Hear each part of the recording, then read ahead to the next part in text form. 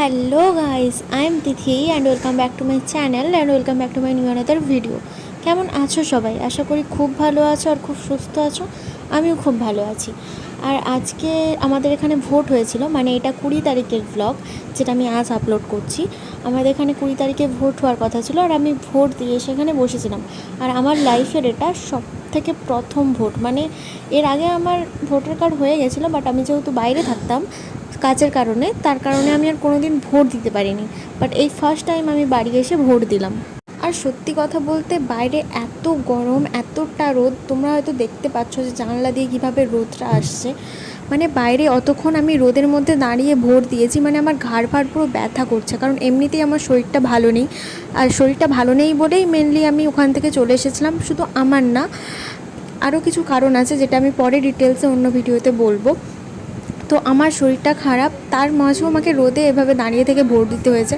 কিছু করার নেই, কারণ আমি শুধু একা নই, আরও অনেকেই লাইন দিয়ে এভাবে রোদের মাঝে দাঁড়িয়েছিল।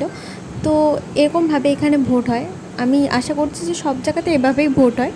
তো আমি এখানে ভোট দিয়ে এসে চুপচাপ বসেছিলাম কিছুক্ষণ ফ্যানের হাওয়াতে, কারণ বাইরে এতটাই রোদ ছিল, আমি পুরো ঘেমে গেছিলাম। আর সত্যি কথা বলতে এমনিতেই আমার শরীরটা সেভাবে ভালো নেই বলে শরীরটা খুব ডিহাইড্রেট হয়ে গেছিলো, যার কারণে আমি এসে একটু জল খেয়ে চুপচাপ বসেছিলাম ফ্যানের তলায়। তো তারপর আমি এখানে আমার জামাগুলো গুছিয়ে নিয়েছি, কারণ এবার খেতে হবে, কারণ প্রচণ্ড পরিমাণে খিদে পেয়েছিল আমার। আর আমি আজ 3 দিন হয়ে গেল বাড়ি এসেছি। তো বাড়ি এসে না আমার ওই সব কিছু মনে হয়নি যে খুব তেলের জিনিস খাবো বা খুব স্পেশাল কিছু রান্না করে খাবো। আমার এখন বাড়ি এসে একটাই কথা মনে হচ্ছে যে হালকা ফুলকা জিনিস খাওয়া, কারণ আমি ওই জিনিসগুলো খুব মিস করতাম। সামান্য এই জিনিসগুলো হয়তো অনেকের দেখে মনে হবে অনেকের কাছে সামান্য কিছু, বাট আমি যেহেতু বাইরে থাকতাম, তো বাইরে আমি তেলে ভাজা তো অনেক পেতাম, কিন্তু এই জিনিসগুলোকে খুব মিস করতাম। তো তারপর আমি দুপুরের খাবারের জন্য দেখলাম মা আমার জন্য মাংস করছে, কারণ অনেক দিন আমি মাংস খাইনি। আর যেদিন এসেছি সেদিন আমি মাকে বলেই দিয়েছিলাম যে আমি মাংস খাবো না, কারণ এতটা ট্রেনে জার্নি করার পর আমার একদমই ইচ্ছে করছিল না যে আমি এসব তেলের জিনিস খাই, রিচ খাই। তো যেই দিন আমি নেমেছি সেই দিন আমি নিজে থেকেই মাকে বারণ করেছিলাম যে আমার জন্য এত রিচ খাবার রান্না করার দরকার নেই, নর্মালি আমাকে এত গরমে তুমি জাস্ট ডাল ভাত করে দিও। তো আমার মা আমাকে শুধু ডাল ভাত করে দেয়নি, তার সাথে মাছও করে দিয়েছিল। তো যাই হোক, সেদিন আমি সত্যি কথা বলতে একদম রিচ খাবার খাইনি, একদম এসে নর্মাল খাবার খেয়েছি। তারপরে দেখো এখানে আমার সত্যি কথা বলতে লাঞ্চ ছাড়ার পরই দেখলাম ঝমঝম করে বৃষ্টি নেমেছে, যেটা দেখে আমি সত্যি খুব হ্যাপি হয়েছি, কারণ মনে একটা আলাদা শান্তি জেগেছিলো যে হ্যাঁ হয়তো ঝড় হয়েছিল একটু হালকা সামান্য, তো হয়তো আম গাছ থেকে সব মুকুল টুকুল ঝরে গেছে আর পাতাও ঝরে গেছে, ঠিক আছে। বাট আমার ওয়েদারটা সত্যি সেদিন খুব শান্তি লেগেছিলো যে এরকম একটা ওয়েদারে আমি এসে এরকম একটা ওয়েদার পেয়েছি। হয়তো সঙ্গে সঙ্গে পাইনি, বাট 2 দিন বাদে হলেও তো পেয়েছি, এটাই অনেক শান্তি। এবার যেটা হচ্ছে দ্বিতীয় টপিক, সেটা হচ্ছে যে আমি বাড়ি আসার পরে অনেকের প্রবলেম হয়েছে যে আমি কেন বাড়ি এসেছি, কিসের জন্য এসেছি। সেটা আমার ফ্যামিলির, মানে আমার নিজের বাবা মার কোনো আপত্তি ছিল না, বাট কয়েকজন রিলেটিভসের প্রচণ্ড আপত্তি হয়েছে যে আমি বাড়ি এসেছি কেন, কী কারণে। তারা এইসব নিয়ে বিভিন্ন কারণে কথা বলছে। সেটা আমার সত্যি কথা বলতে বিন্দু মাত্র কোনো মাথা ব্যথা নেই যে তারা এইসব নিয়ে গসিপ করছে বা কিছু, বাট তাদের কয়েকটা কথা আমার সত্যি খুব খারাপ লেগেছে। মানে আমার সামনে হয়তো তারা বলেনি, হয়তো তাদের সাহসটাই নেই আমার সামনে বলার, বাট তারা এমন এমন কথা বলেছে যে কথাগুলো আমি সত্যি বলছি আমি নিতে পারিনি।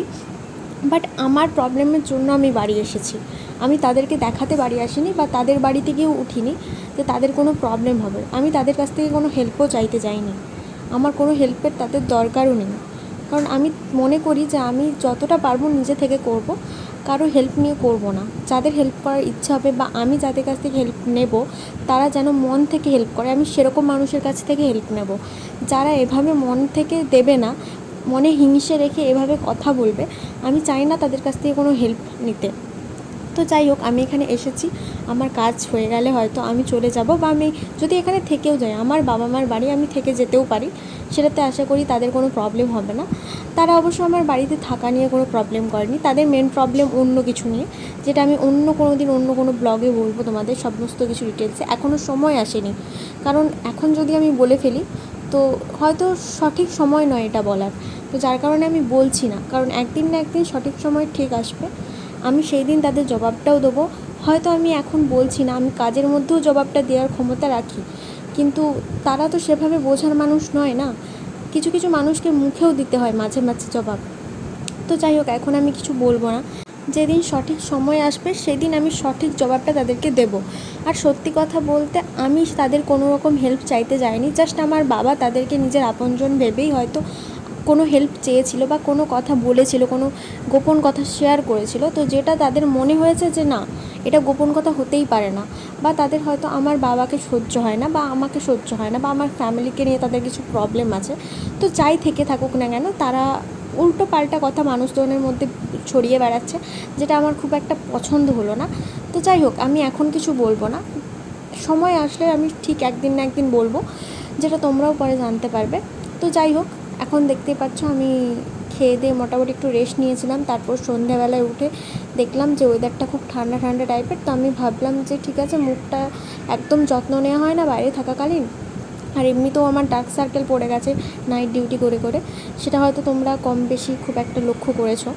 তো আজকের ভিডিওটা এতটাই, ভালো লাগলে like comment share and subscribe করে দিও।